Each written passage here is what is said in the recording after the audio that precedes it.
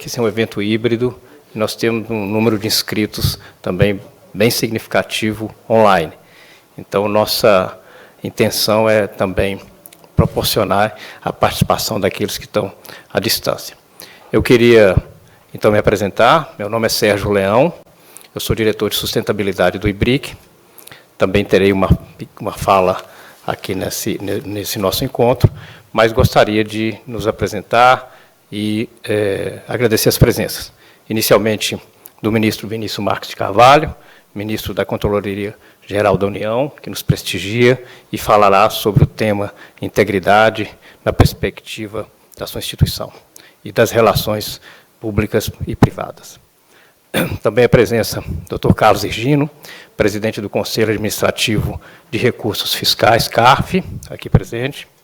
Queria agradecer a presença do nosso presidente do Conselho do IBRIC, Luiz Gonzaga Alves Pereira, que está aqui na nossa mesa, e também da vice-presidente Silvia Lacerda, do Conselho do IBRIC. Nós temos online a presença do nosso diretor-presidente, Sérgio Etchegoyen.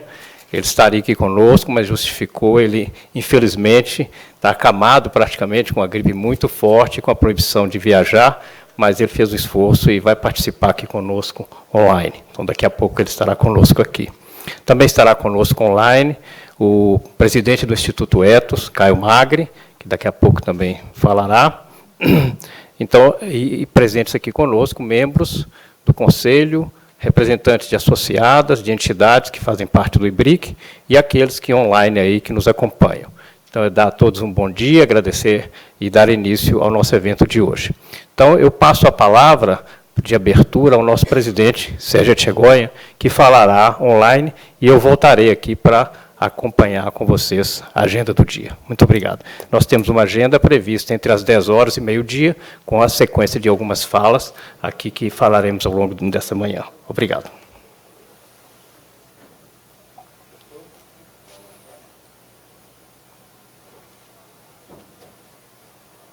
Bom dia, senhoras e senhores. Senhor ministro Marcos Carvalho, Controladoria Geral da União, inicio por agradecer a sua presença, que traz enorme prestígio a esse evento, pela coincidência, pela convergência do que é o nosso objetivo no Instituto Brasileiro de Autorregulação para o Setor de Infraestrutura, com a sua pasta. E eu conheço bastante a agenda e as dificuldades das agendas ministeriais, e reconheço e agradeço profundamente a sua disponibilidade em nos oferecer esse momento. Quero agradecer àqueles que nos apoiaram, a FSB Comunicação, a Federação das Indústrias do Estado de Minas Gerais, a Brasinfra e o IBRAM, Instituto Brasileiro de Mineração. Saudar o Dr. Carlos Higino, o Dr. Luiz Gonzaga, presidente do Conselho Deliberativo do IBRIC, doutora Silvia Lacerda, vice-presidente, e o meu amigo Caio Magri, do Ethos, que foi o parceiro e que incubou desde o primeiro momento, cuidou da incubadora que nasceu e progrediu o IBRIC. O IBRIC nasceu de uma ideia, acima de tudo, generosa e ética, que foi o desejo de oferecer ao setor de infraestrutura um ambiente de autorregulação que trouxesse as melhores práticas de compliance, ética, integridade e tudo que hoje se sintetiza na sigla ESG. Eu termino apresentando minhas desculpas por não estar presente, mas a recomendação médica de ontem me impediu de viajar, já praticamente com check-in feito e aguardando o momento de ir para o aeroporto. Mas, enfim, a médica que me atendeu achou mais prudente que isso, que eu me preservasse. Agradeço aos diretores, particularmente ao doutor Sérgio Leão, a presença conosco, ao doutor Valdir Simão, ex-ministro da mesma CGU. Desejo, e a presença de todos que nos acompanham presencial e remotamente, desejando a certeza de que teremos um evento bastante importante nesse momento de briga. Muito obrigado, uma boa manhã a todos e um bom evento.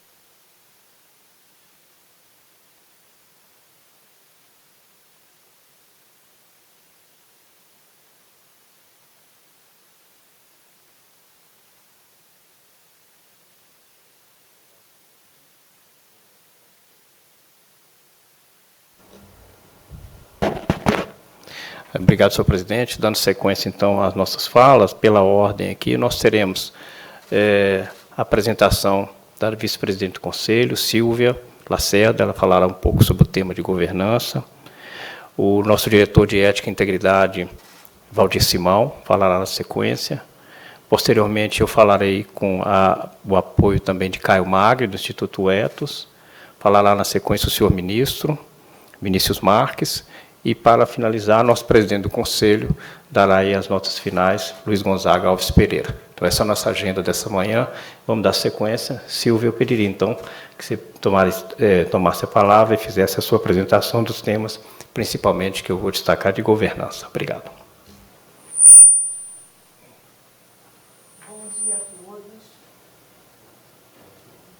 Está ligado o microfone, não?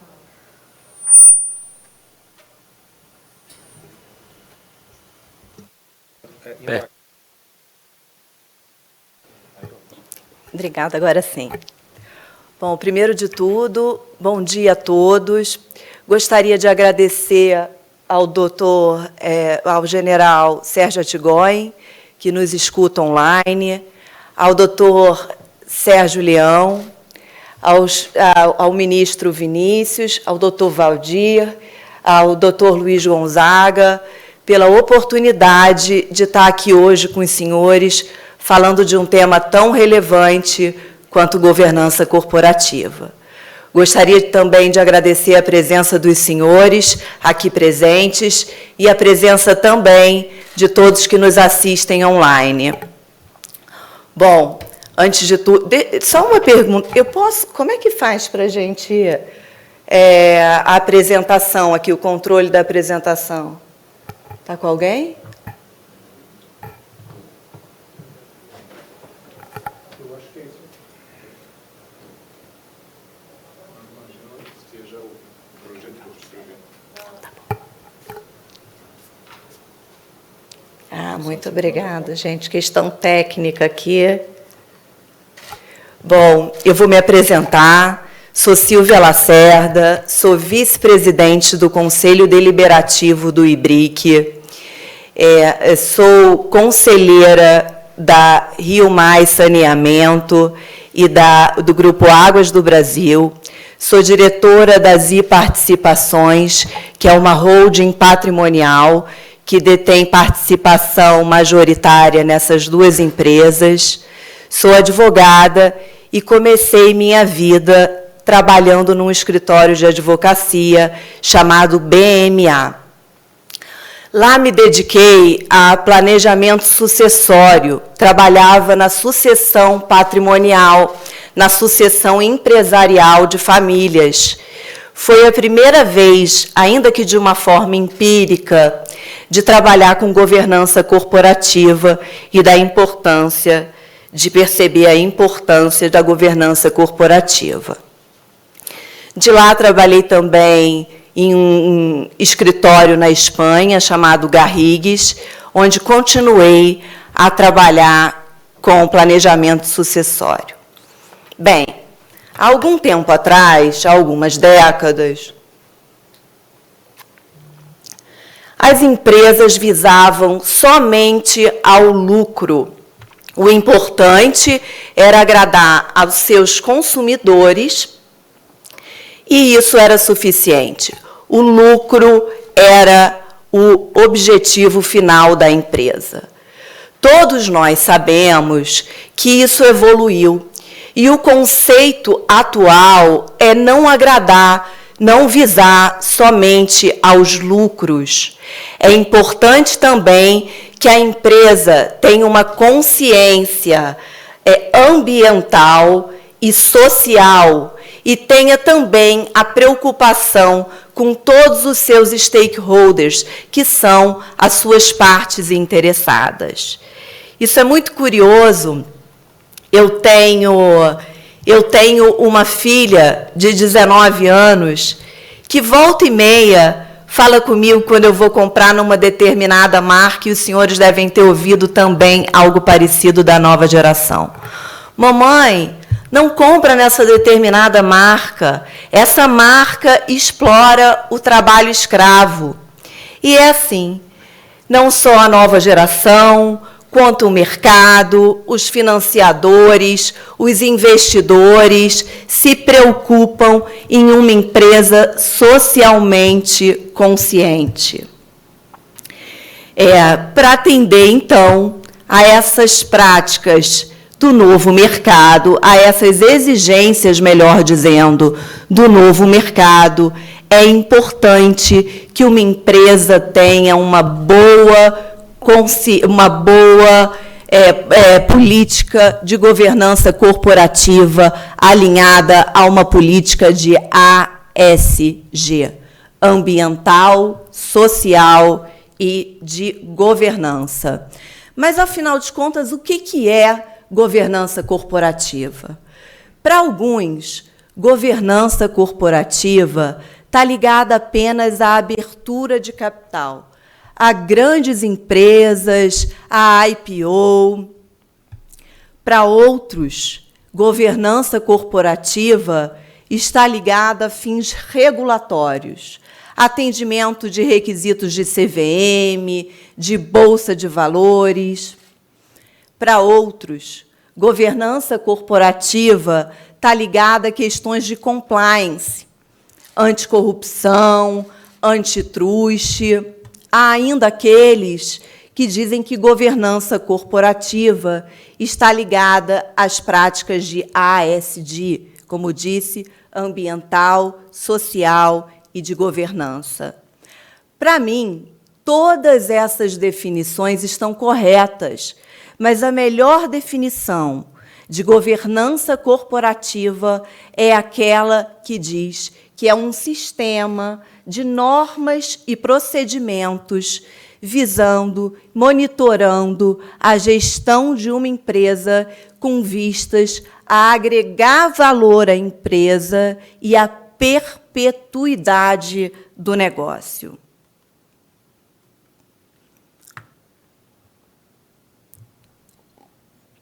Enfim, nome grande, né? Sistema de normas e procedimentos que visam monitorar a gestão e garantir a perpetuidade do negócio, agregando valor. Então, muitos me perguntam, governança corporativa é cara? Implantar esse tal sistema é caro? Não, governança não é caro. Caro é não ter governança. A governança atrai valor e a falta de governança destrói valor. Só abrirmos o jornal hoje em dia e nos deparamos com milhares de exemplos, muitos e muitos, de empresas que destruíram seus valores por falta de governança ou por uma má governança corporativa. A governança corporativa traz muitos benefícios e muita importância. Nesse esquema, eu listei alguns dos benefícios e da importância da governança corporativa. São eles: permite uma melhor definição de funções dentro da empresa, uma segregação de quem manda em quê, né, evitando a divisão de bolas dentro da empresa, um alinhamento de interesses entre os acionistas e os gestores, uma transparência maior e, com isso, o aumento da credibilidade da empresa. No caso de empresas familiares, uma sucessão estruturada. Muitas vezes vemos as empresas se destruírem pela passagem da primeira para a segunda e ainda mais fortemente da segunda para a terceira e para a quarta. Apenas 7% das empresas familiares no Brasil chegam à quarta geração, por falta de uma estrutura e de uma sucessão estruturada.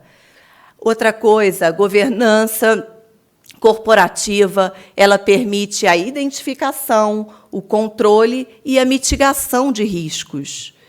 Maior facilidade na captação de recursos, maior atratividade no mercado, enfim, esses são apenas alguns dos benefícios da governança corporativa. Enfim, tudo isso baseado em 4 princípios da governança.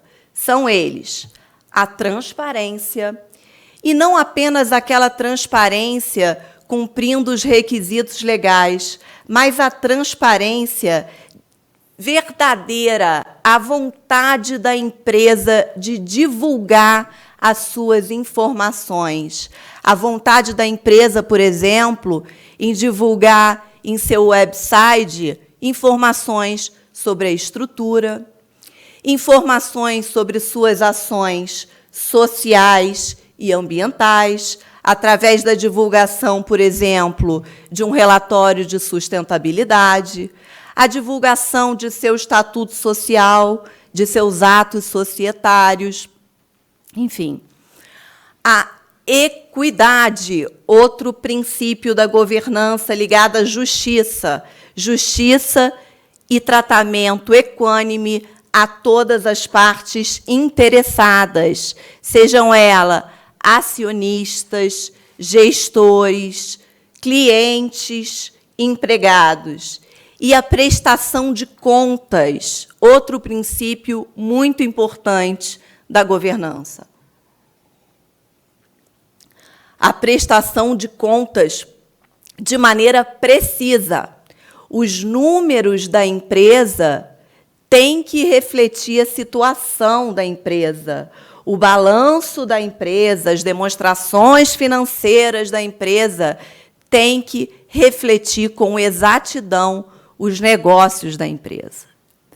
Hoje temos um exemplo aí que todo mundo já está na cabeça de uma falha nesse princípio importante da governança que destruiu o valor de uma grande empresa brasileira. Todos nós sabemos. Enfim, outro princípio da governança muito importante é a responsabilidade corporativa. A responsabilidade da empresa com a sociedade, com o meio ambiente e com os demais stakeholders. Ou seja, toda a governança corporativa, todo o sistema de governança é baseado nesses 4 princípios: transparência, equidade, prestação de contas e responsabilidade corporativa. Então, vamos lá. Agora que a gente já sabe a definição de governança, os princípios da governança, como implantar essa governança corporativa? O primeiro passo, o tone from the top. E o que significa isso? A governança corporativa tem que vir de cima para baixo.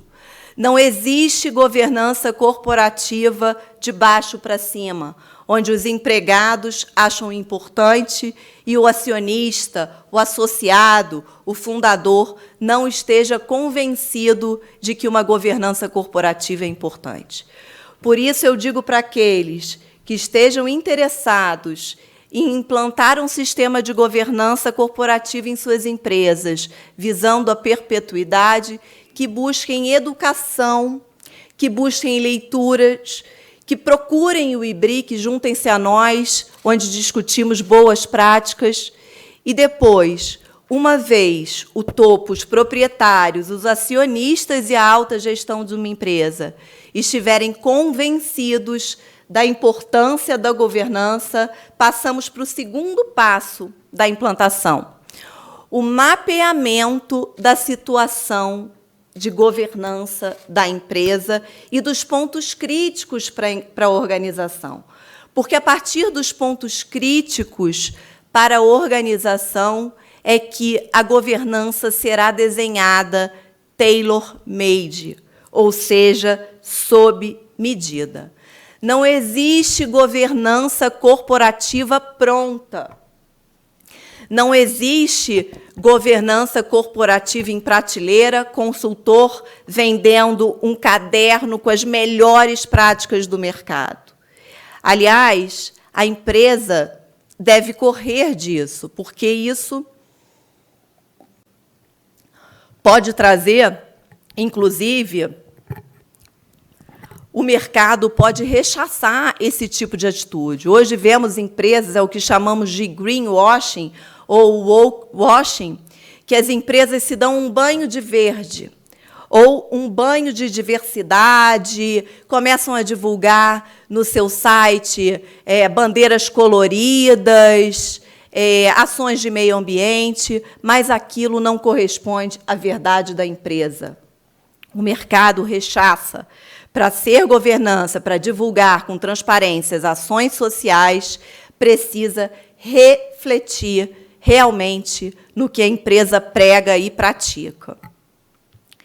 Nesse quadro, eu representei uma casa, representando uma organização. No topo, a organização, na base, os princípios da governança corporativa, e os pilares são os agentes de uma governança corporativa, que são eles os acionistas, o conselho, que pode se chamar de administração, ou pode ser um conselho consultivo, ou pode ser um conselho deliberativo, como nós temos no IBRIC, uma diretoria, um conselho fiscal e uma auditoria, que é o órgão que revisa esse sistema, que monitora esse sistema de governança corporativa.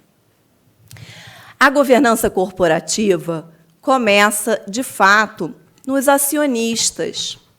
E os acionistas devem regular a sua relação. Tem vários instrumentos em que se pode regular a relação entre os acionistas. Um código de conduta, um acordo de sócios, pode envolver a regra de ingressos de parentes nas sociedades, a regra para contratação com partes relacionadas, para que não haja conflitos de interesses, regras de transferência de ações.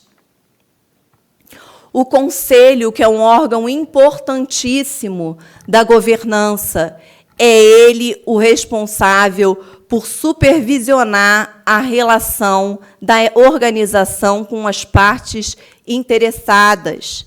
Ele é o guardião do objeto social e do sistema de governança corporativa.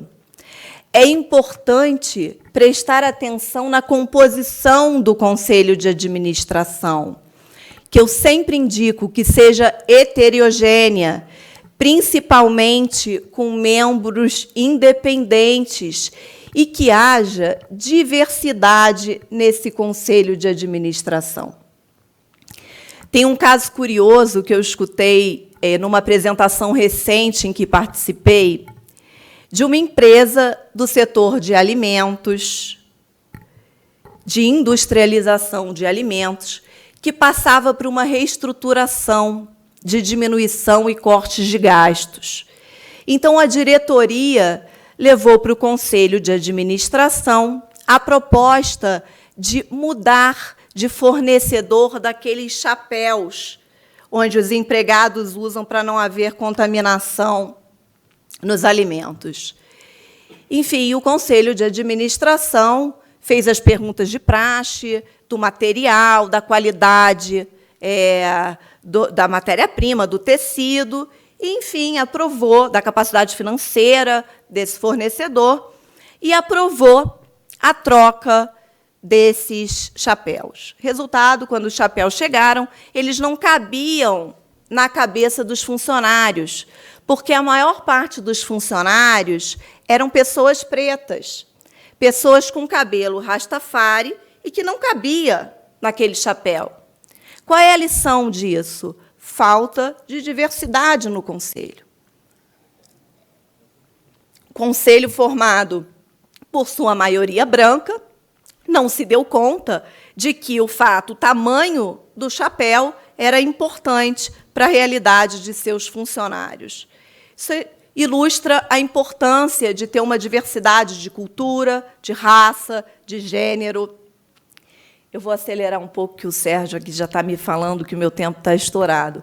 Mas o assunto é tão rico que dá vontade realmente de compartilhar mais e trocar mais ideias e continuar falando, e da infinidade de políticas que o Conselho pode discutir, como um regimento interno, uma política de contratação de terceiros, aí importantíssima, para ver a integridade dos seus parceiros, para ver a capacidade financeira dos seus parceiros.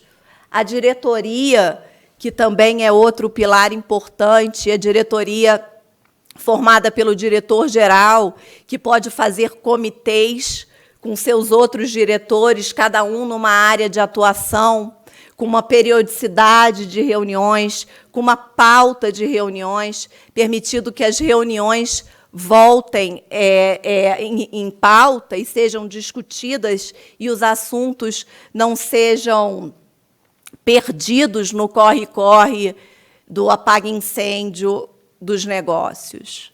Enfim, como disse, o tema governança corporativa é riquíssimo. Como vocês viram, eu adoro falar sobre isso. A governança corporativa é construída e aprimorada no dia a dia, com boas práticas, com troca de ideias. E, mais importante de tudo, foi convidar os senhores e despertar a curiosidade dos senhores por esse tema, convidando-os a participar do IBRIC, que possui comitês com foros de discussões para a implantação de boas práticas de governança corporativa, não só para dentro da sua organização, mas também para o país. Muito obrigada a todos.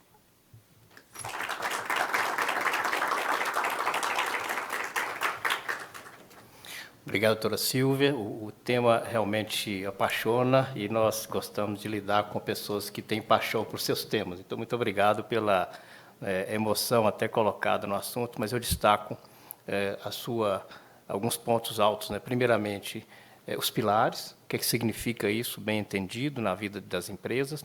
O segundo, a governança não é cara, o que é caro é a falta da governança, né?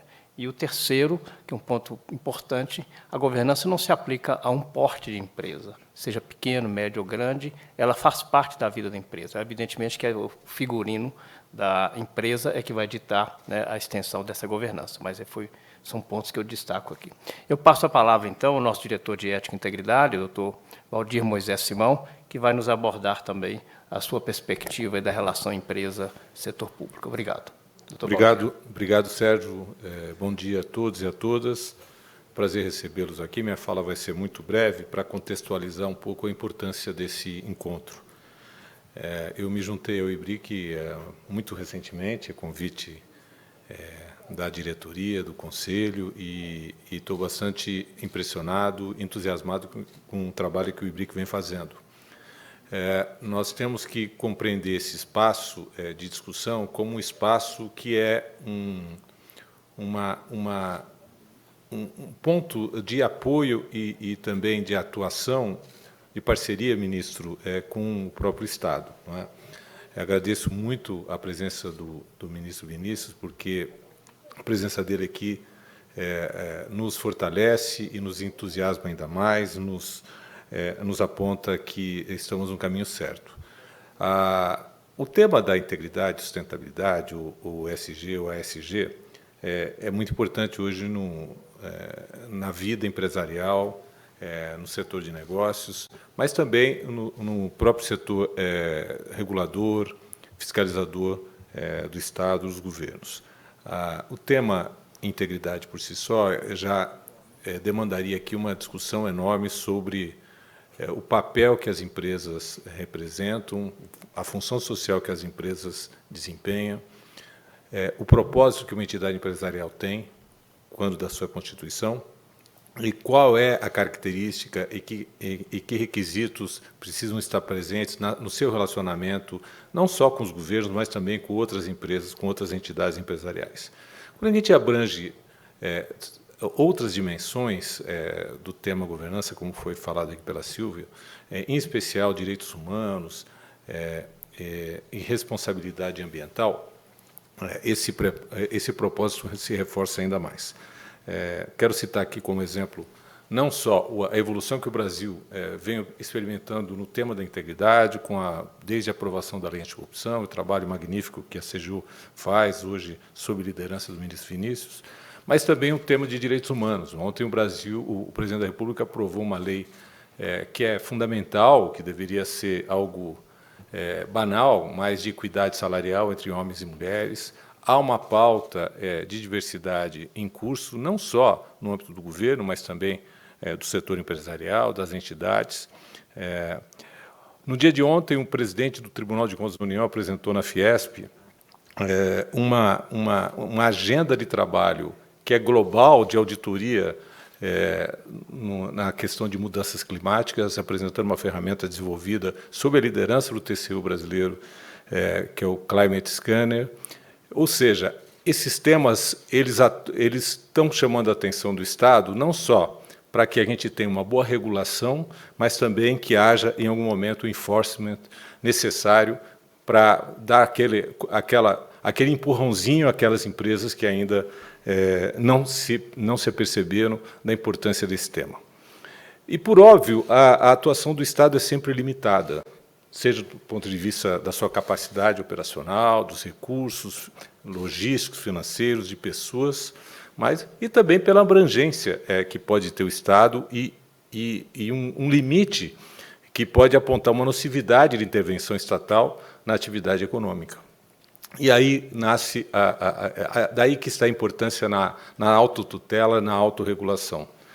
O IBRIC vem com esse propósito, discutir internamente, no nosso caso, com as empresas do setor de infraestrutura, que é algo já bastante abrangente, a importância da adoção de um comportamento correto, não só do ponto de vista do relacionamento com governos e com outras empresas, mas também assumindo a responsabilidade em implantar uma agenda de responsabilidade social, de respeito ao meio ambiente, que possa ser exemplar.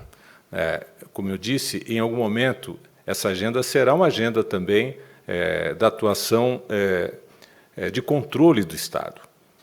Mas é muito importante que as empresas compreendam que, se antecipando e construindo o caminho que nos leva a essa nova cultura empresarial de respeito ao meio ambiente, de direitos humanos, de integridade, nós vamos ter uma atuação muito mais sólida, muito mais sedimentada, em práticas que vão se tornar, não tenho dúvida, práticas corriqueiras no mundo empresarial, nas empresas. Então, muito obrigado. Os guias que a gente está lançando aqui hoje são certamente um passo importante, mas eles não se esgotam aqui. Nós precisamos evoluir nessa agenda e contamos com cada um de vocês, cada uma das senhoras e senhores, para se juntarem a nós e construir esse ambiente empresarial e ético e de responsabilidade que todos queremos. Muito obrigado.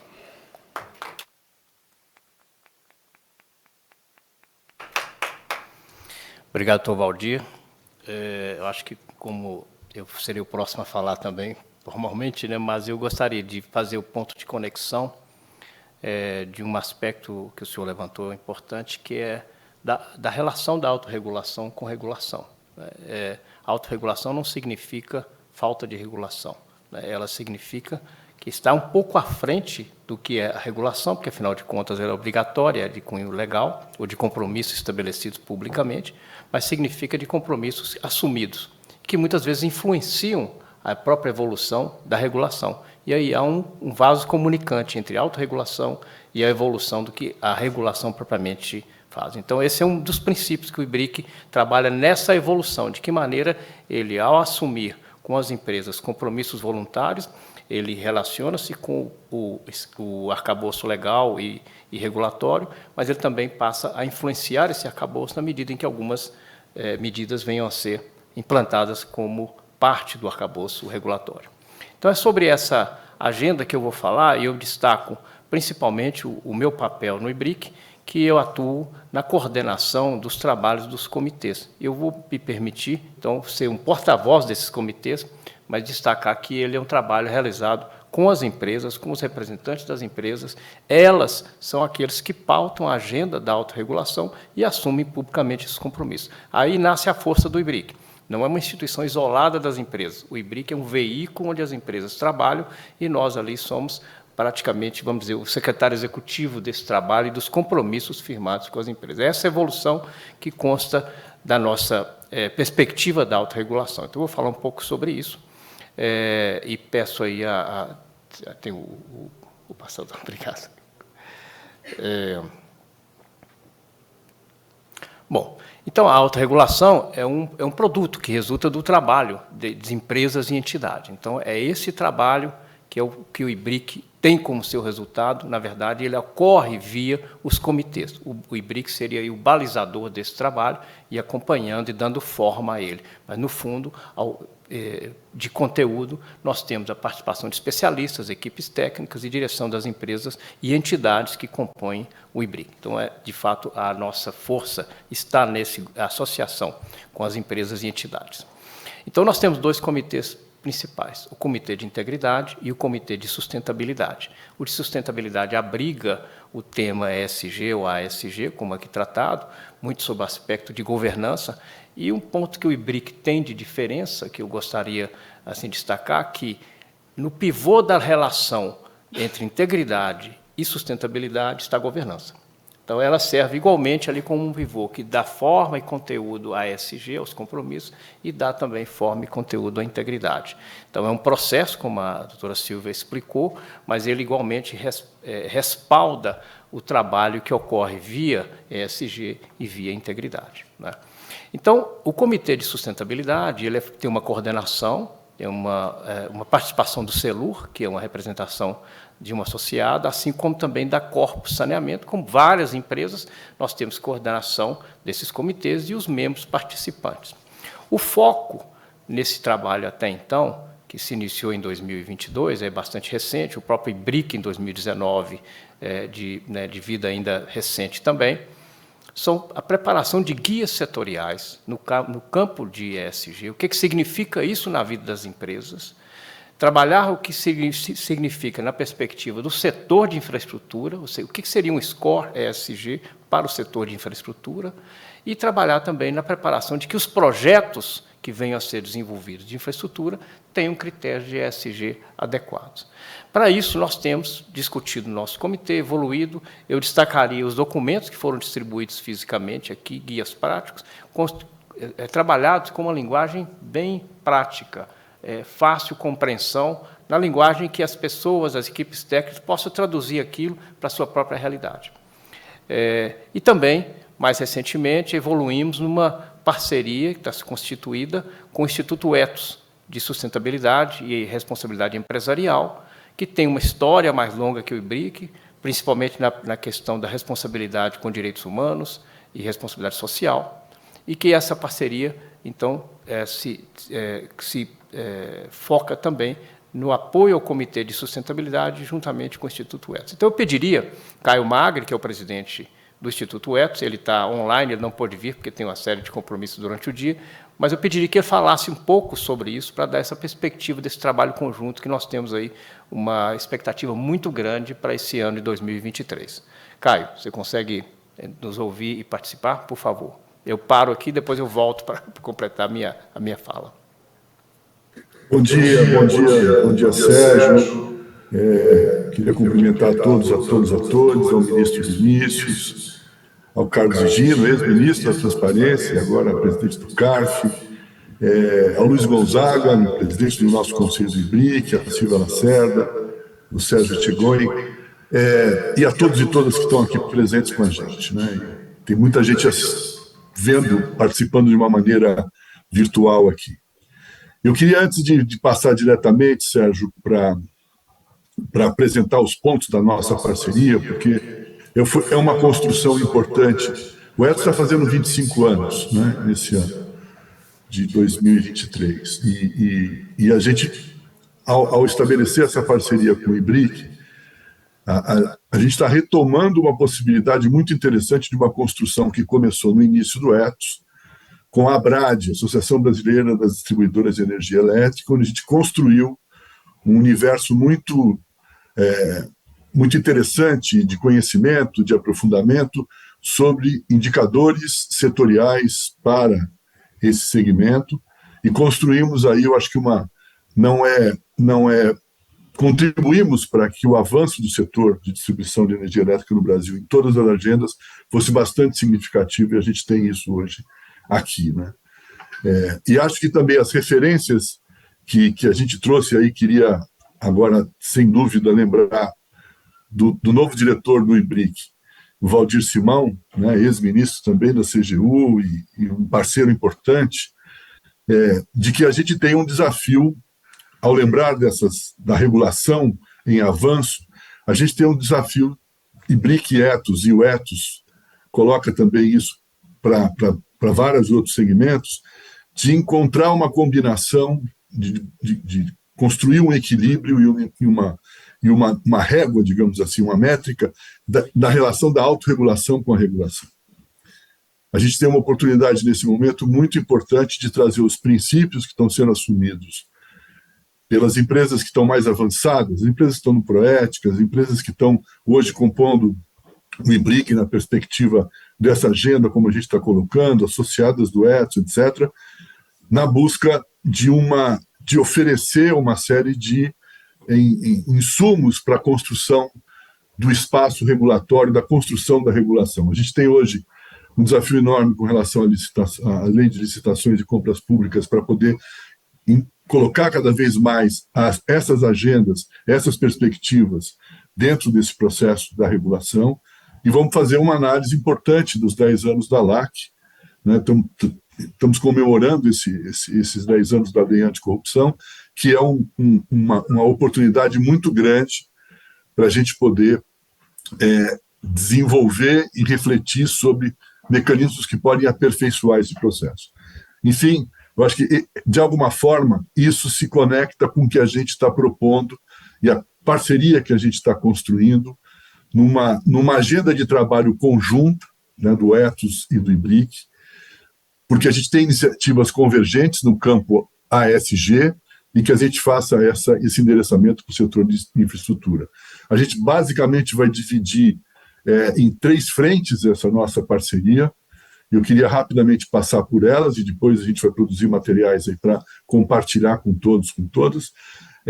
Primeiro, a gente tem os instrumentos construídos, o Sérgio acabou de lembrar dos comitês do IBRIC, dos produtos, o guia temático ASG, que foi construído pelo IBRIC, os nossos modelos de autoavaliação, né? Eu acho que os indicadores Etos ASG para essa agenda, e a gente pode desenvolver novos produtos para que a gente busque soluções também, né? Fundamentalmente soluções para um segmento como da infraestrutura. Com isso, a gente pode e necessariamente vai avançar.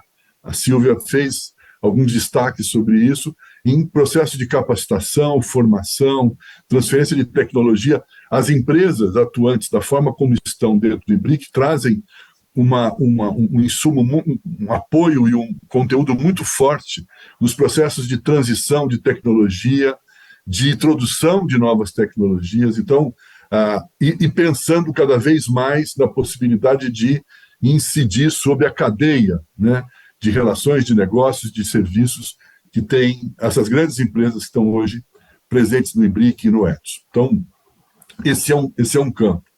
E o segundo eixo importante. E um terceiro é que a gente possa ter a possibilidade de mobilização conjunta de participação e organização em atividades públicas como essa, que a gente está fazendo aqui agora, mas com maior perenidade, digamos assim, né, com maior presença na agenda do ano, nas perspectivas dos nossos interesses comuns e das nossas causas comuns, né?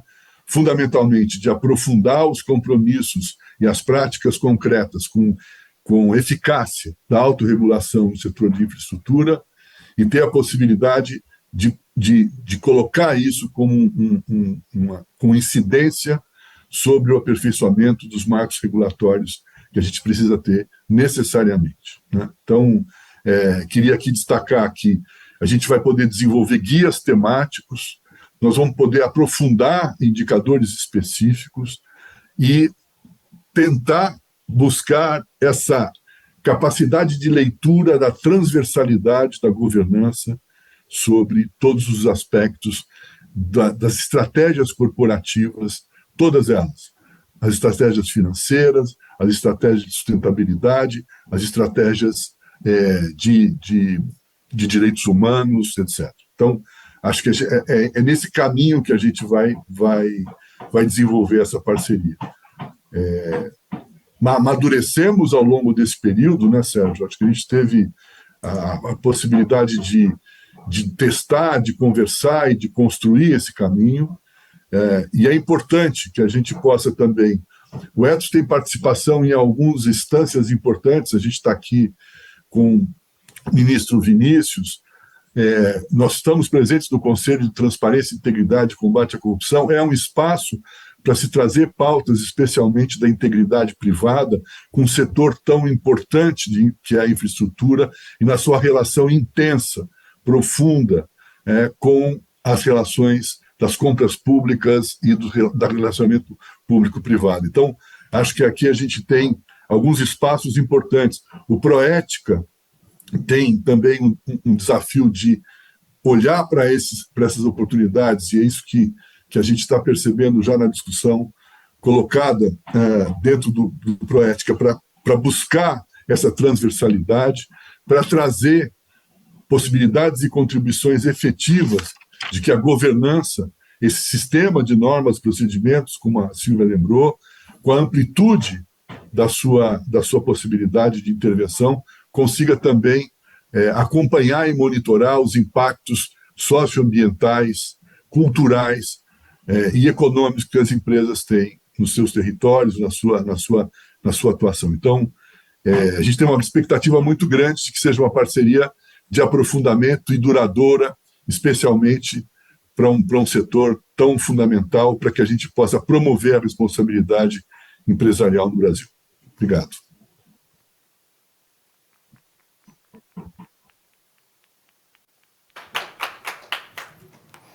Muito obrigado, Caio.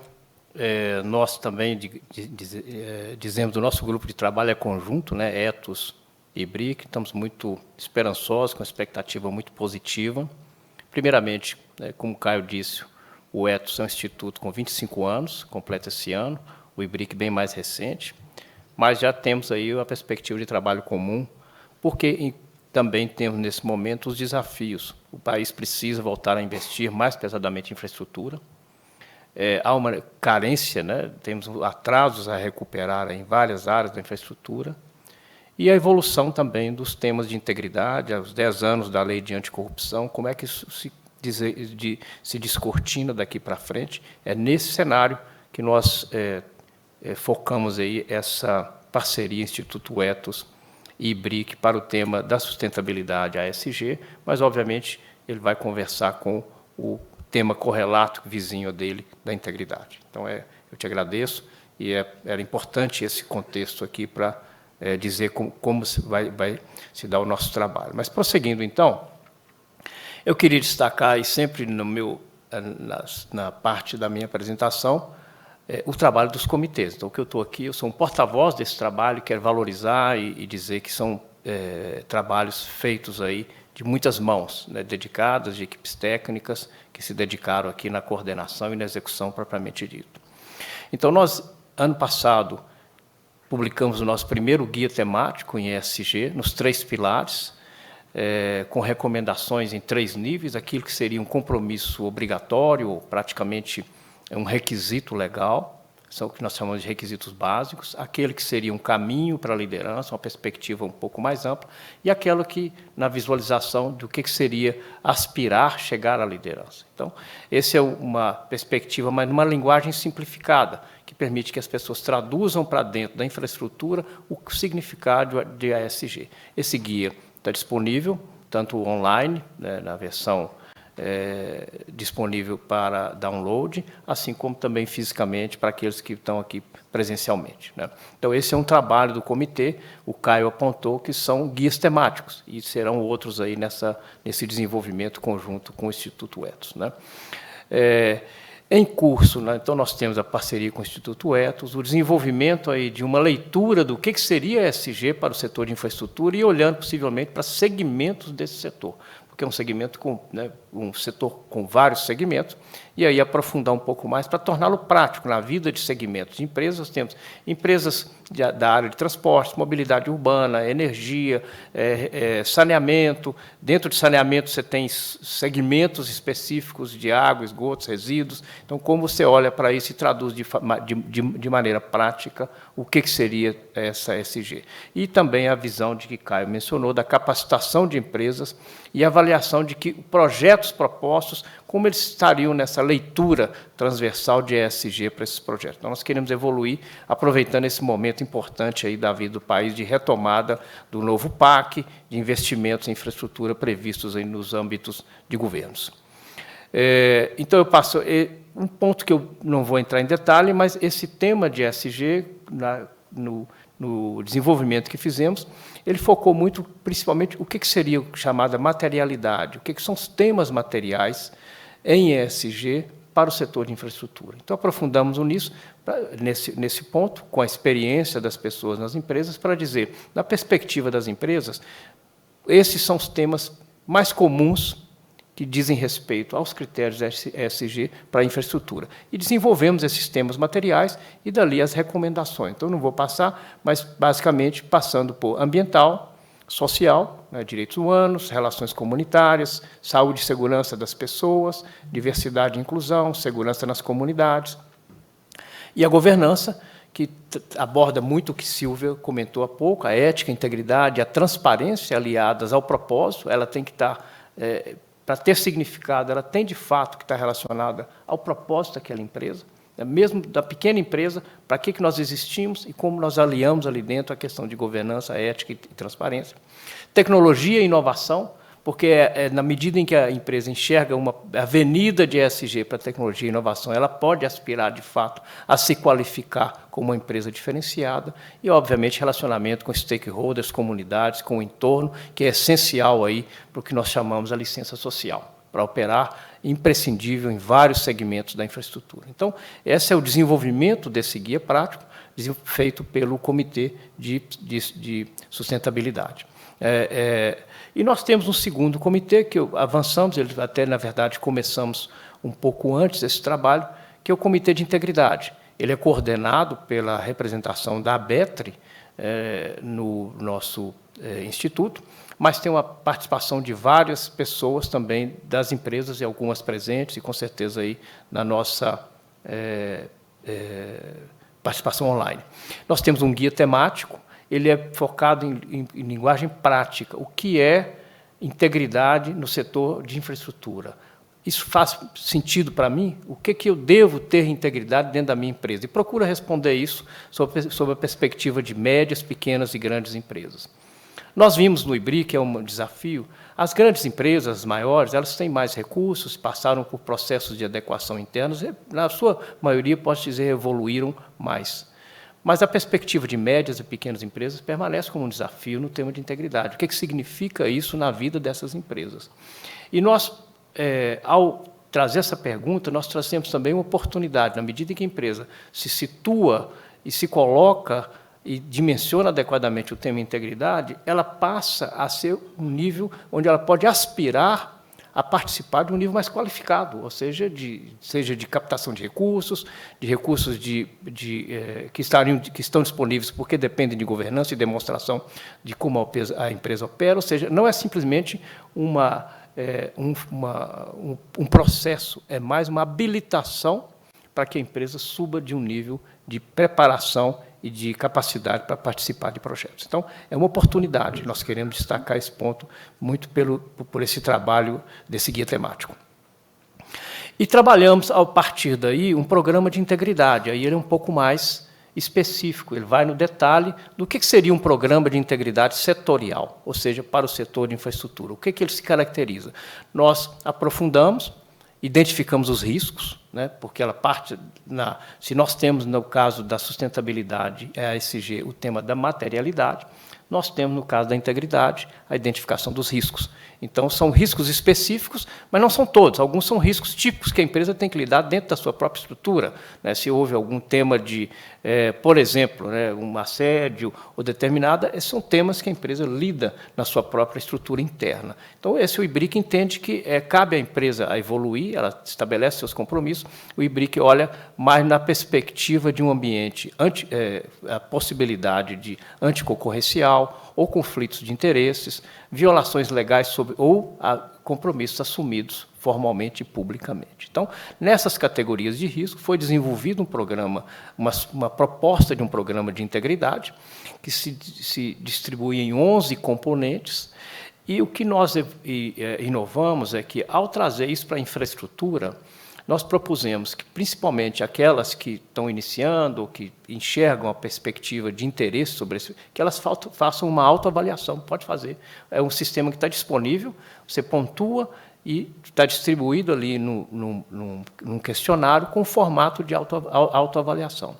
E para permitir-lhe enxergar de que ponto ela está, o IBRIC, obviamente, oferece apoio para isso, mas nós podemos classificar essas empresas pela própria autoavaliação e depois até pela validação que o IBRIC pode avançar com a empresa, se ela está no nível iniciante, se ela está no nível básico, no nível intermediário, ou que nós chamamos no nível pleno.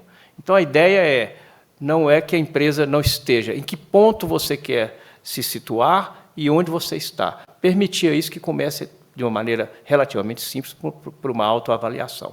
E, seguindo nessa proposta, nós construímos também um modelo gráfico que permite, num desenho, a gente colocar ali as 11, está aí um desenho simples, mas pode ser outros, os 11 fatores que a gente compõe um programa de integridade e qual é a pontuação que aquela empresa tem ali para mostrar, eu estou mais alto aqui, estou mais baixo aqui, onde é que eu necessito estar mais atento, se é na responsabilidade de políticas, ou se é na prática dos indicadores, ou se é na análise de riscos. Enfim, ela permite que você situe e fale, eu preciso concentrar mais nesse ponto aqui para atingir. E obviamente, estabelecer metas, que não se trabalha nisso sem ter uma meta. Então, estabelecida a meta, como é que você se situa em relação a isso? Então, esse é um modelo que o IBRIC propõe trabalhar com as empresas, que facilite o entendimento, permita uma autoavaliação e estabeleça conjuntamente com as empresas aquilo que onde elas almejam chegar.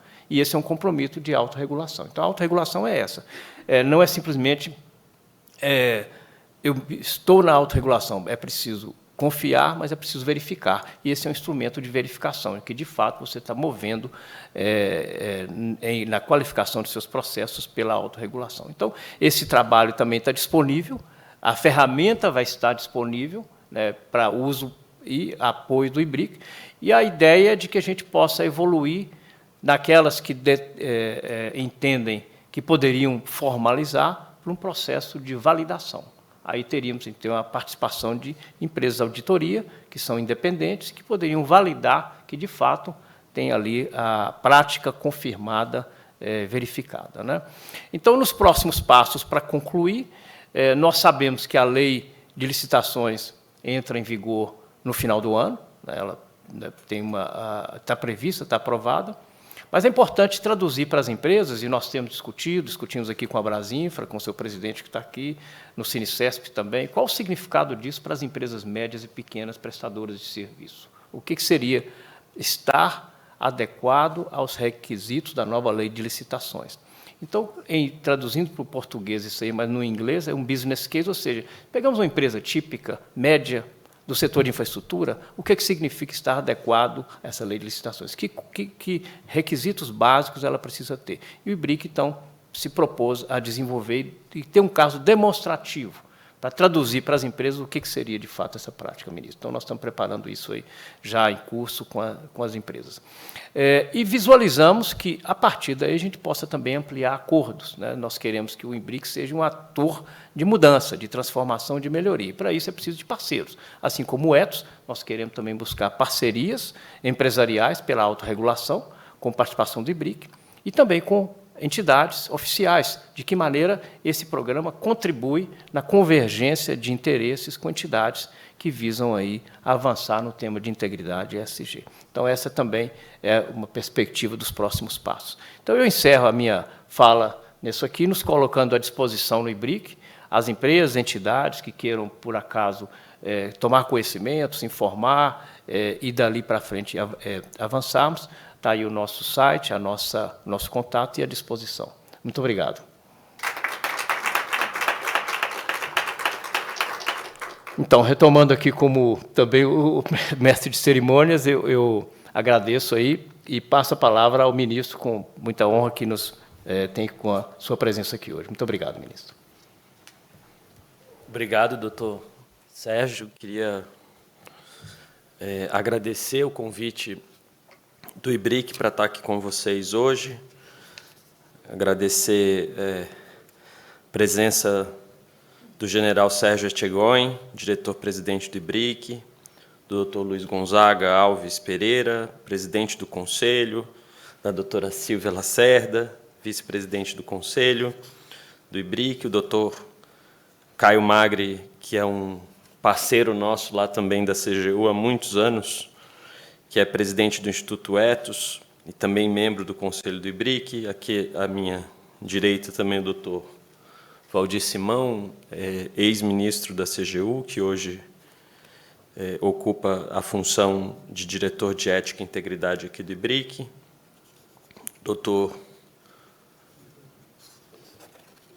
Luiz Alves e doutor Sérgio França Leão, que está aqui à esquerda, me passou a palavra. Também agradecer a presença até agora há pouco do doutor Carlos Egino, que hoje é presidente do CARF, mas também ocupou o cargo de ministro da CGU, e destacar a presença aqui do doutor Augusto César, que é assessor de controle interno do Ministério dos Transportes, que está aqui com a gente também.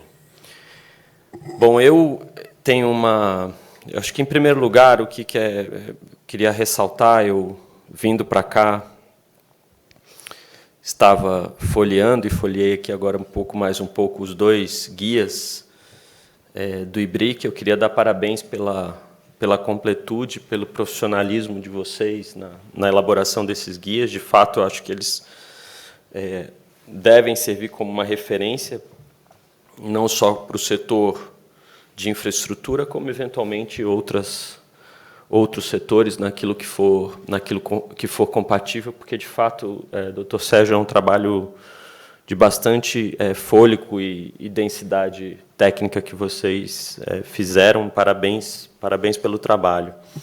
Queria agradecer a presença de vocês aqui presencialmente e de todos que nos estão assistindo, todos e todas que estão nos assistindo virtualmente. Eu, antes de ser ministro da CGU, eu tive um período trabalhando na administração pública no governo federal, em que eu fiquei 9 anos no CAD, Conselho Administrativo de Defesa Econômica, lidando com defesa da concorrência e política antitruste, e também sou professor da Universidade de São Paulo. Então, na medida em que a gente vai tendo essas vivências, essas coisas vão se acumulando e vão formando um pouco os nossos entendimentos sobre diversos temas, e não é diferente com esse tema da integridade.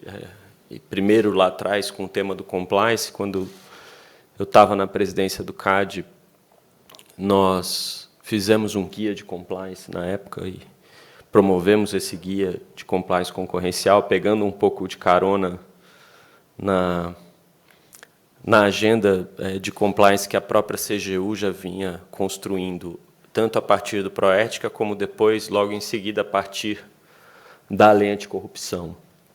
E criamos, no CAD, uma série de mecanismos e incentivos relacionados aos programas de compliance concorrenciais. E depois da minha atividade acadêmica, né, essa minha reflexão como professor de direito comercial, né, na Universidade de São Paulo, também me proporcionou algumas perspectivas e análises sobre esses temas todos. E é um pouco difícil de separar esse debate sobre a integridade sobre o debate que a Silvia fez aqui no começo, sobre o papel da empresa e a função da empresa dentro do sistema capitalista. E aí vocês vão me permitir fazer um pouco um percurso na história das ideias e na história, de uma maneira geral, na história econômica, para chegar no tema da integridade e no papel da CGU. No fundo, esse debate sobre a função da empresa na sociedade, ele ganha muito relevo na virada do século XIX para o século XX, a partir de uma constatação muito simples de que as empresas adquirem poder ao atuar no mercado. Poder econômico, e esse fenômeno, na época, muito discutido, que gerou, inclusive, a criação da lei antitruste nos Estados Unidos. Uma das preocupações que existiam na época era de que o poder econômico e a concentração do poder econômico podia gerar a concentração de poder político, inclusive com efeitos antidemocráticos. Então, era uma perspectiva mais de teoria social do que teoria econômica propriamente dita. Até então, se a gente olhar toda a história do pensamento social e do pensamento político, nós notamos que a preocupação com limitação de poder era sempre uma preocupação com a limitação do poder do Estado. A partir da Revolução Francesa e também de séculos de absolutismo, havia uma preocupação muito clara de como se limita o poder do Estado, sobre a liberdade, como limitar o poder do Estado na interferência da liberdade das pessoas, das liberdades políticas e das liberdades econômicas, vistas ali quase que como uma extensão do direito de propriedade, do direito de livre iniciativa, do direito de troca, né, do direito de comércio, de se realizar o comércio, de se realizar as trocas. Ninguém estava pensando ali, até porque não existia ainda o fenômeno da grande empresa, da macroempresa, chamando assim, porque a gente não tinha ainda passado pelo fenômeno da Revolução Industrial. Então, surge ali a teoria econômica, com o nome de economia neoclássica, mais ou menos ao mesmo momento, e o fenômeno do poder econômico não era teorizado. Na medida em que avança a teoria econômica começa a lidar com um conceito que a gente conhece hoje como conceito de mercados concorrencialmente perfeitos, e assume esse tipo de premissa, não só a análise dessas condições do mercado concorrencialmente perfeito, né? Enfim, não vou entrar muito aqui, mas a ideia de produtos homogêneos, a ideia de muitos produtores e muitos consumidores, a ideia de ausência de assimetria de informações, todas essas condições que tornam o mercado perfeito eram condições estruturadas muito em cima do que eram os mercados naquela época, né? Ausente esse fenômeno da concentração industrial. Quando isso ocorre, isso é visto, num primeiro momento, como uma espécie de disfuncionalidade em relação a esse padrão.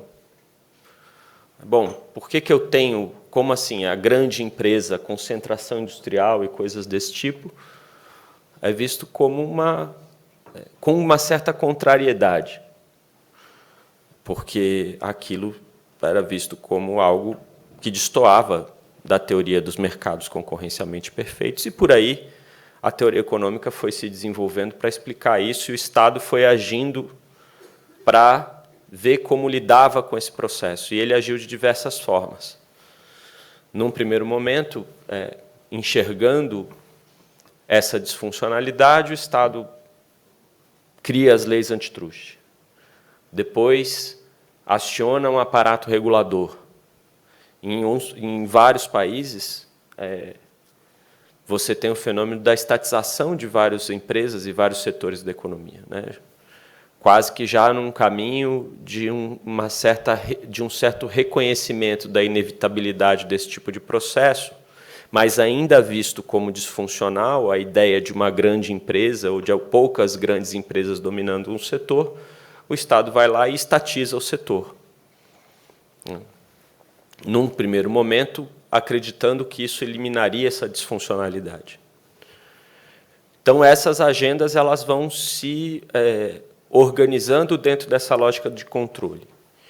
Só que a teoria econômica, a análise econômica, principalmente a análise dos mercados, de como os mercados funcionavam, faz com que se perceba e nasça alguns conceitos para identificar e para perceber essas realidades, conceitos de concorrência, vários conceitos, né, de concorrência monopolística, de concorrência oligopolística e coisas desse tipo, que tentam explicar um fenômeno, ou dois fenômenos, mas um mais que o outro, da economia da escala e o fenômeno de economia de escopo.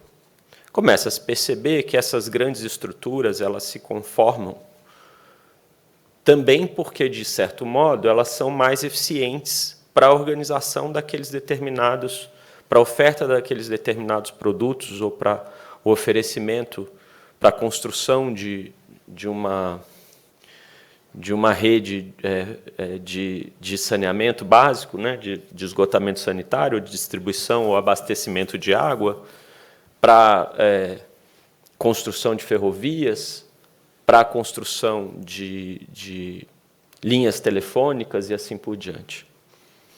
Custos fixos muito elevados, tendência para monopólio natural, economias de escala e assim por diante, em vários setores, não só de infraestrutura, como setores industriais. Se percebe que o custo unitário diminui na medida em que você produz mais, então você tem uma tendência à concentração e uma tendência à inviabilização econômica de empresas muito pequenas em determinados mercados. Paralelamente, então, nesse primeiro momento, se começa a ver essa grande empresa como um fenômeno que talvez tenha algumas virtudes. Também, nesse momento, a gente começa a ter o surgimento da teoria schumpeteriana, que é outra forma de ver o surgimento de grandes empresas como fruto do empreendedorismo, fruto do espírito animal, digamos assim, do empresário.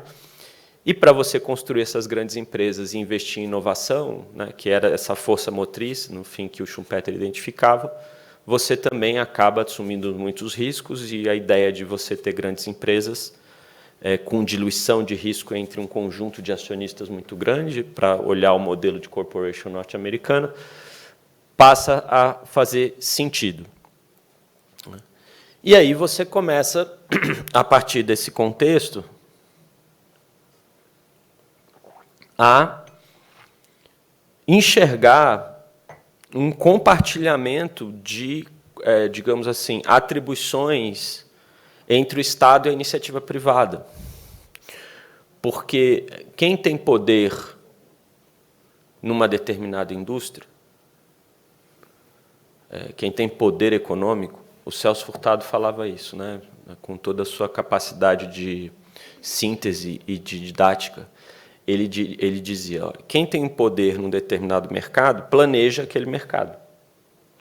Então, ou este poder está na mão do Estado, ou está na mão da indústria, num mercado em que tem poucas empresas.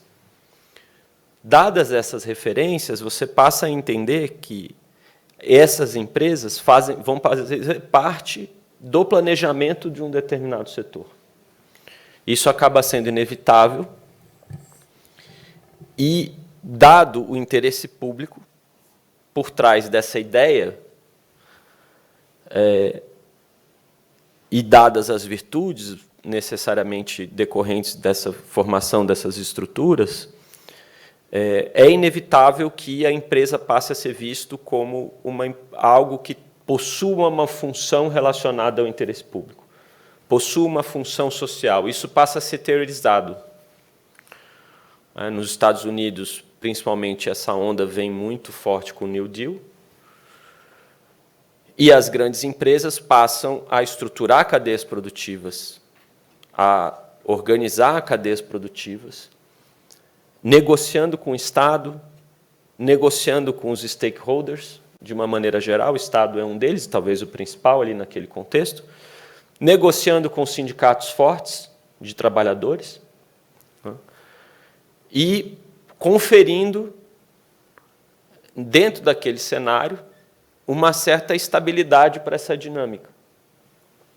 E aí a gente tem os anos do pós-guerra até a década de 70, até o surgimento do processo de liberalização, globalização, governo Reagan, aquela história toda que todo mundo conhece. Mas o que teoricamente acontece ali em 1970, especificamente?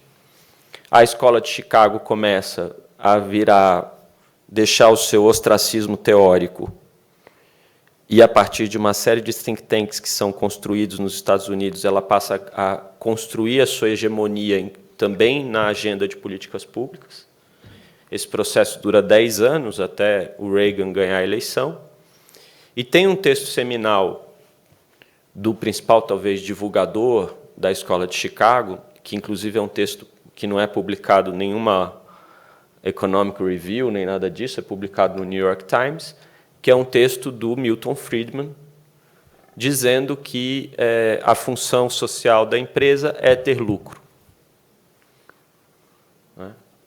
Inclusive, ele faz um argumento refinado, até certo ponto, pelo menos para a época, que era um argumento de que, olha, dar uma responsabilidade social para a empresa, para além disso, é algo antidemocrático, porque a empresa não tem legitimidade democrática. Por mais que uma sociedade anônima, uma corporation norte-americana, a diretoria, o board seja eleito por uma miríade de sócios, acionistas e coisas desse tipo, o fato é que a empresa ela não é um ambiente democrático em que se elege que o povo elege a diretoria. Então, a empresa assumir funções que seriam do Estado, supostamente, no argumento dele, é algo antidemocrático. Porque quem é a empresa para decidir o que deve ser feito? E aí, só que ele usa esse argumento, ele coloca, isso é pouco dito no artigo, até porque ideologia, muitas vezes, gera uma incapacidade das pessoas lerem profundamente um texto, né? Isso é divulgado como se fosse uma espécie de religião do shareholder capitalism, inclusive mais divulgado do que lido.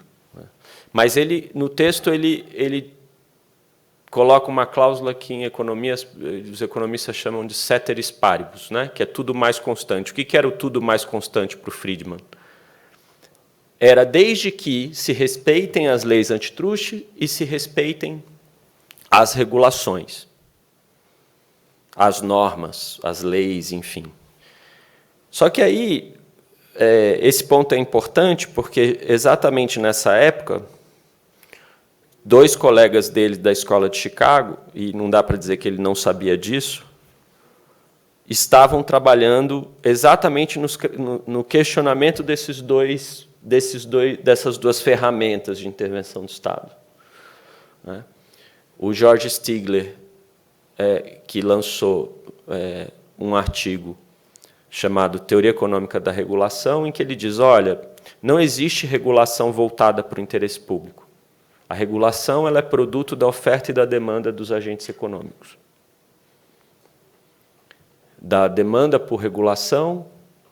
e da oferta por regulação por parte do poder público. Então, e ele usa isso para dizer que não tem nenhum interesse público por trás, que, na verdade, a regulação é capturada, e aí você dá todo um contexto para a agenda de desregulação. E, no lado do antitruste, o Bork fala, olha, a política... Robert Bork lança um livro chamado The Antitrust Paradox, o antitruste em guerra consigo mesmo, dizendo que, basicamente, o antitruste, até hoje, nos Estados Unidos, é algo ineficiente, porque ele não protege o consumidor, ele protege os pequenos concorrentes, as pequenas empresas, e isso não é livre concorrência, isso é proteção dos ineficientes. E aí, dali, ele deriva uma série de implicações para a forma como o antitruste deveria ser aplicado, obviamente de uma maneira muito mais leniente do que vinha sendo. E aí você tem um encontro dessas três tendências, gerando o que a gente teve na década de 80 e 90 nos Estados Unidos e no mundo inteiro, até a gente chegar na crise de 2008. Quando a gente chega na crise de 2008, todos esses pressupostos, vários desses pressupostos passam a ser questionados, e a gente já está em um outro contexto. Num outro contexto de reforma do Estado, porque não dá para você pensar mais as atribuições e as funções do Estado como você pensava na década de 50 e de 60. O papel dos sindicatos é outro, o papel dos consumidores é outro. Vários países passaram por agendas de privatização de empresas e coisas de concessões e coisas desse tipo. E, de outro lado, a gente tem as situações sociais, o nível de desigualdade nos países voltou ao nível de desigualdade do século XIX, os desafios relacionados às questões ambientais são muito maiores do que eram antes, a gente não precisa nem entrar em muita discussão sobre isso. E aí volta a discussão sobre essa ideia de um novo modelo de stakeholder value ou de stakeholder capitalism. E aí a questão que se coloca é como que, dentro desse contexto, desse novo contexto, como se reposiciona o papel para as empresas, esse novo modelo, e para o Estado, esse novo modelo.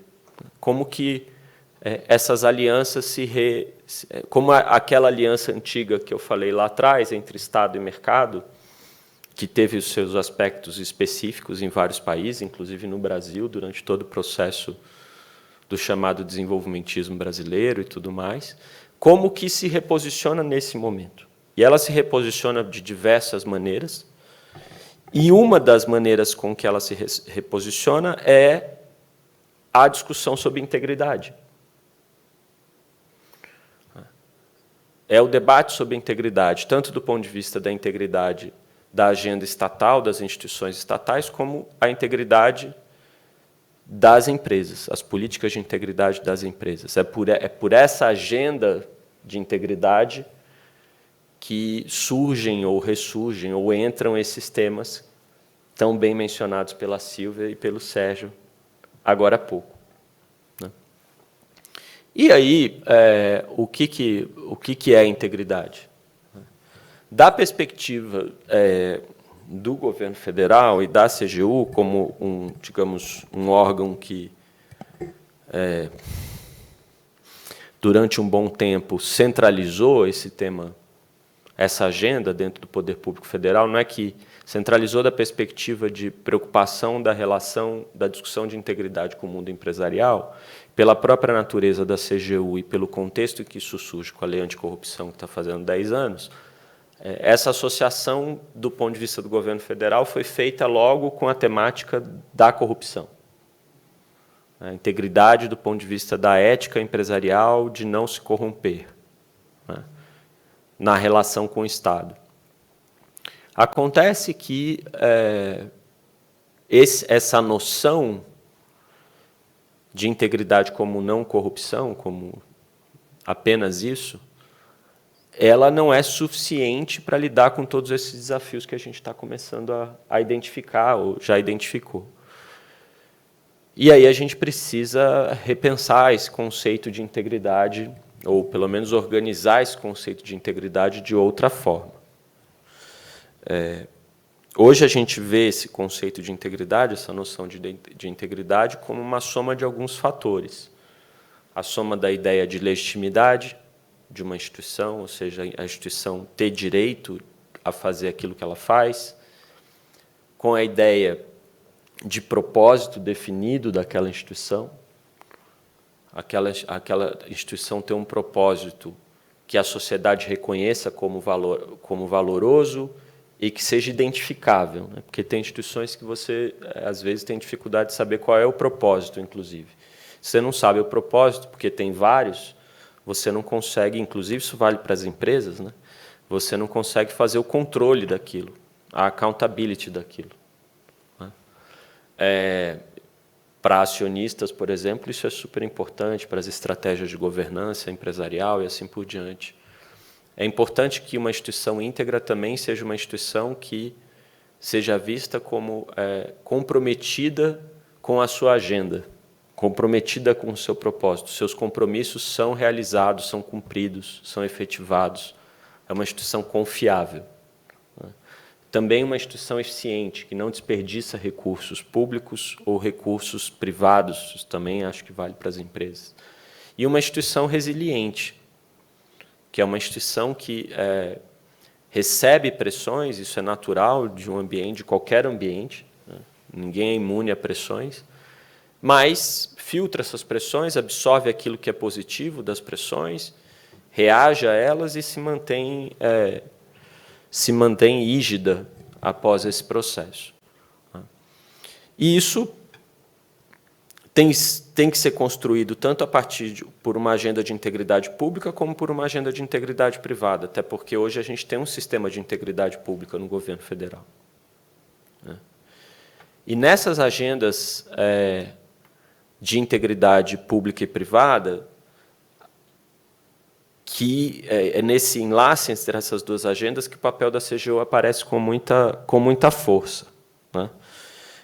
Quando a gente fala do papel da CGU aqui, é importante a gente entender que há uma necessidade da gente rediscutir, como eu falei, essa agenda de integridade para além da discussão de anticorrupção, mas, ao fazer isso, a gente também acaba transcendendo a agenda típica da CGU.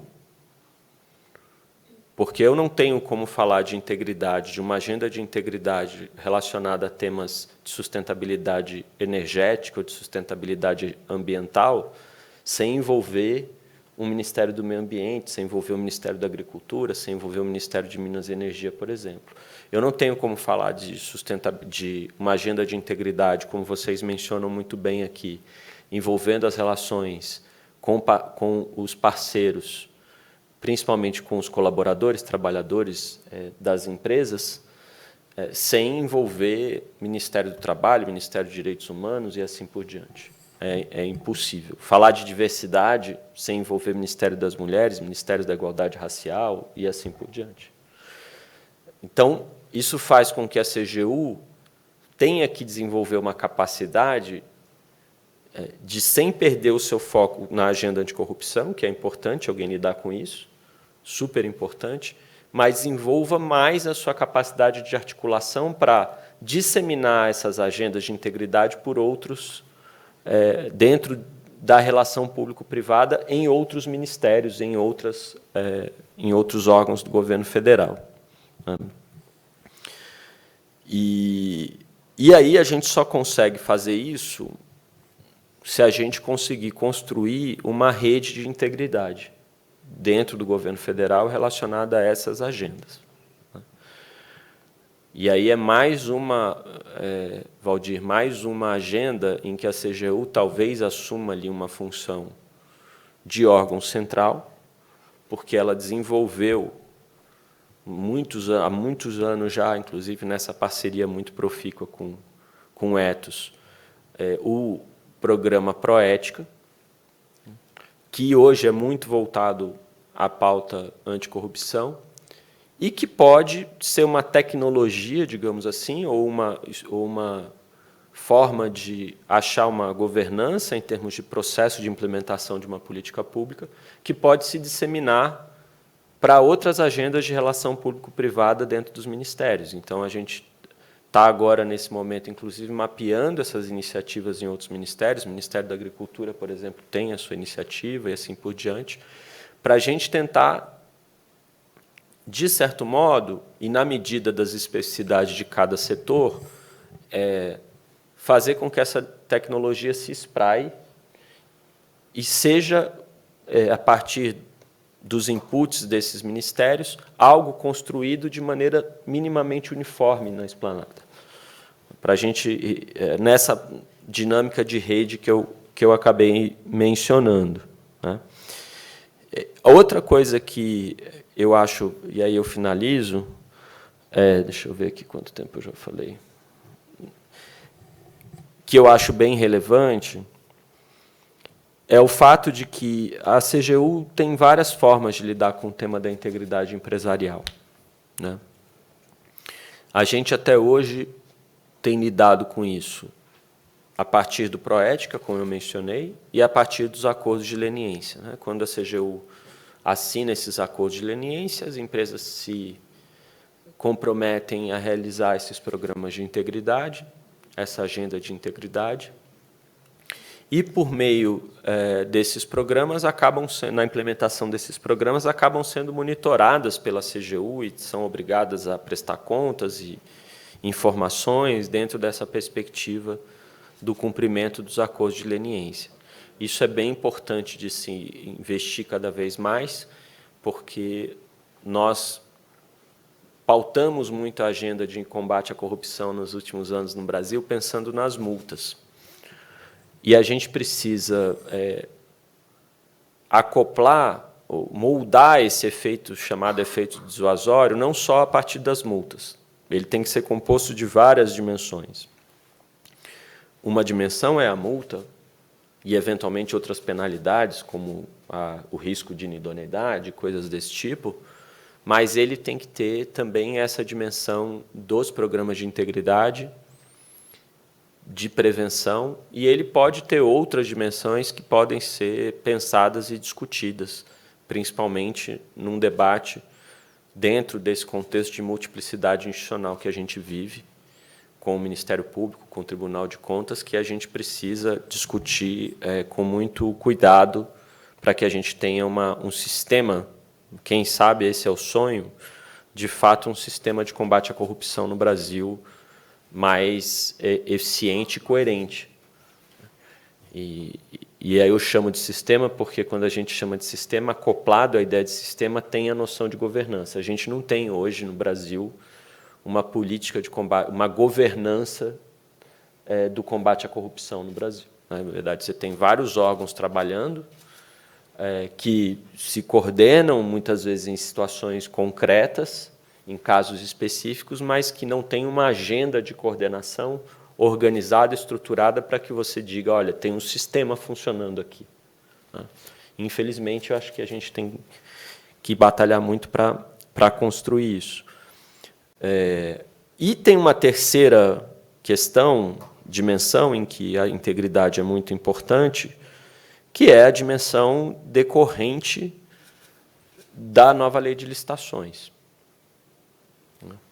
E aqui eu acho que um tema se coloca, Valdir, que é bem relevante, que tem a ver, inclusive, com esse diagnóstico que eu mencionei lá atrás, agora há pouco, sobre um processo que o Estado viveu, né, nas últimas décadas, que saiu de uma série de setores da economia, saiu da prestação direta de uma série de serviços e atividades da economia, mas esses serviços e atividades não deixaram de ter funções públicas ou não deixaram de ter interesses públicos, né? Você concede um serviço público, mas continua sendo um serviço público. né? Tem um regime de direito administrativo acoplado àquilo decorrente do artigo 175 da Constituição, que, obviamente, impõe uma série de princípios de serviço público à prestação daquela comodidade. E aqui vejam que interessante, né? Se eu tenho formalmente que prestar aquele serviço público como um órgão estatal, ou seja, a administração presta diretamente aquele serviço público, eu tenho uma série de controles e uma série de regras, agora, inclusive, decorrente da política de integridade do governo federal que existe, as instituições têm que construir as suas políticas, e a gente está tratando disso. Como que, se eu concedo esse serviço público, que continua um serviço público para a iniciativa privada, vamos falar de saneamento básico, por exemplo, a empresa privada que presta aquele serviço público não tem que submeter as mesmas dimensões de integridade. Ela tem. Então, embora a lei de licitações fale de obras e serviços de maneira genérica, em casos de empresas de contratos com valor maior de 200 milhões de reais, a gente tem que ver como é que nós vamos, e aí eu acho que vocês têm um papel muito importante nessa agenda, transferir ou acoplar essa obrigação às empresas que também são concessionários de serviços públicos, porque não faz sentido que não seja assim, né?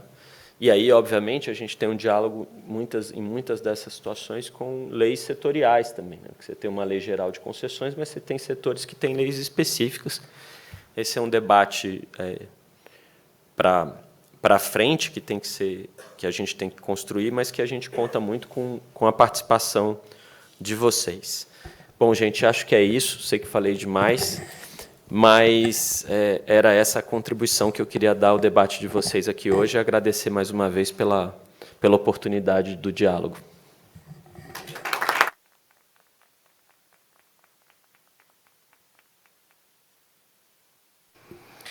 Bom, senhor ministro, eu vou passar a palavra na sequência ao nosso presidente do Conselho, para fazer os agradecimentos finais, mas eu queria destacar que a sua fala, em todos os momentos, foi muito apreciada pela conjunção aí da experiência, do conhecimento, né, da sua trajetória de professor, de passar pelo CAD, como ministro da CGU, e na perspectiva integrada agora, mas que nessa última parte da sua fala, da visão integrada de governo e transversal.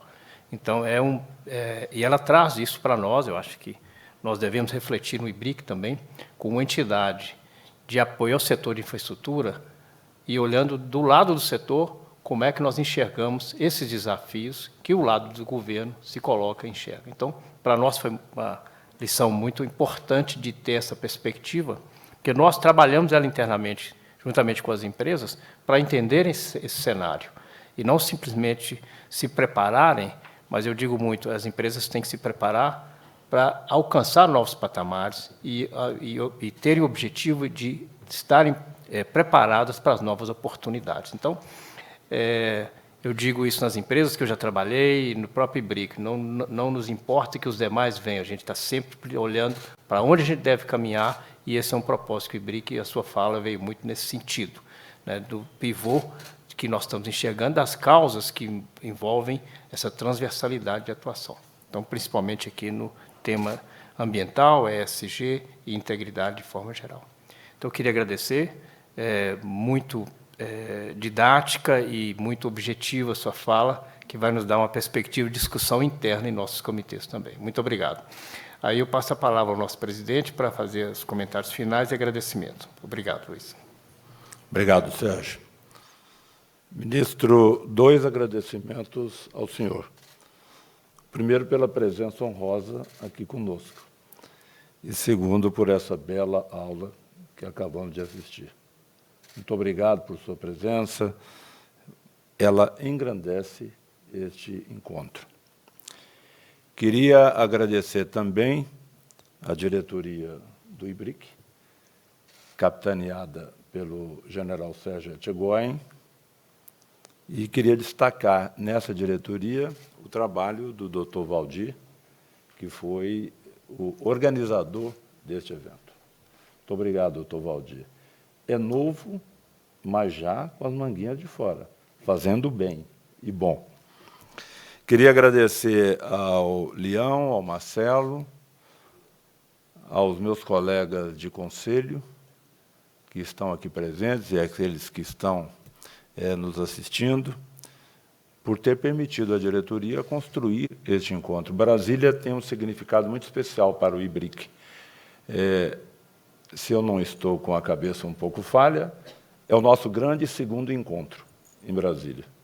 E sempre a gente tem e teve esse sucesso. Isso é muito bom para o IBRIC, que se fortalece e que deseja prestar, de fato, um serviço especial para a sociedade brasileira. Queria agradecer também aos palestrantes, Sérgio, Valdir, minha colega de conselho, Silvia, o outro colega, o Caio Magri. Queria desejar melhoras ao nosso presidente, Sérgio Etchegoyen, agradecer especialmente aos nossos apoiadores, o IBRAM, a FIENG, Federação das Indústrias do Estado de Minas Gerais, a FSB Comunicações. Será que eu esqueci de mais alguém? Agradecer a todos pela presença, aqueles que puderam nos acompanhar de forma presencial, aqui em Brasília, e também aqueles que nos assistiram online. Muito obrigado, desejo a todos uma excelente tarde e até a próxima.